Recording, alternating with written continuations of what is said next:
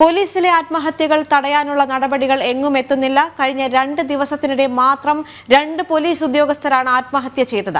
കഴിഞ്ഞ 3 മാസത്തിനിടെ 8 പോലീസ് ഉദ്യോഗസ്ഥർ ആത്മഹത്യ ചെയ്തു. കൗൺസിലിംഗ് ഉൾപ്പെടെ നൽകണമെന്ന് DGP നിർദ്ദേശിക്കുമ്പോഴാണ് ആത്മഹത്യകൾ വീണ്ടും സേനയെ ഞെട്ടിക്കുന്നത്. ജനം ബ്രേക്കിംഗ്. പോലീസ് തലപ്പത്ത് പ്രതിസന്ധികൾ രൂക്ഷമാകുന്നതിനിടെ സേനയിൽ ആത്മഹത്യകളും നാൾക്കുനാൾ വർദ്ധിക്കുകയാണ്. കഴിഞ്ഞ 2 ദിവസത്തിനിടെ മാത്രം 2 ഉദ്യോഗസ്ഥർ ആത്മഹത്യ ചെയ്തു. കഴിഞ്ഞ 3 മാസത്തെ കണക്കുകൾ പരിശോധിച്ചാൽ 8 പേരാണ് ജീവനൊടുക്കിയത്. 5 വർഷത്തിനിടെ മാത്രം 90 ഉദ്യോഗസ്ഥർ ആത്മഹത്യ തെരഞ്ഞെടുത്തു.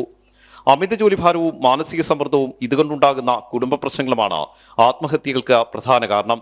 ഇത് തടയാൻ കൗൺസിലിംഗ് ഉൾപ്പെടെ നൽകണമെന്ന് സർക്കാർ നിർദ്ദേശിച്ചെങ്കിലും നടപടികൾ ഇഴഞ്ഞു നീങ്ങുകയാണ്. പോലീസിലെ ജോലിഭാരം കുറയ്ക്കാൻ നടപടികൾ സ്വീകരിക്കാതെ കൗൺസിലിംഗ് കൊണ്ട് കാര്യമില്ലെന്നാണ് സേനയിലും ഉയരുന്ന വികാരം. ചെറിയ കുറ്റങ്ങൾക്ക് പോലും കടുത്ത നടപടികൾ നേരിടേണ്ടി വരുന്നതും പ്രതികാര നടപടികൾക്ക് ഇരയാകേണ്ടി വരുന്നതും ഉദ്യോഗസ്ഥരെ സേനയിൽ നിന്ന് അകറ്റുന്നു. 150 മുകളിൽ ഉദ്യോഗസ്ഥരാണ് സ്വയം വിരമിക്കാൻ അപേക്ഷ നൽകി കാത്തിരിക്കുന്നത്. എത്രയും വേഗം പ്രശ്നപരിഹാരമുണ്ടായില്ലെങ്കിൽ സേനയോട് വിട പറയുന്നവരുടെ എണ്ണം വർദ്ധിക്കുമെന്ന് ഉദ്യോഗസ്ഥർ തന്നെ ചൂണ്ടിക്കാട്ടുന്നു. ആർ രാജീവ്, ജനം, തിരുവനന്തപുരം.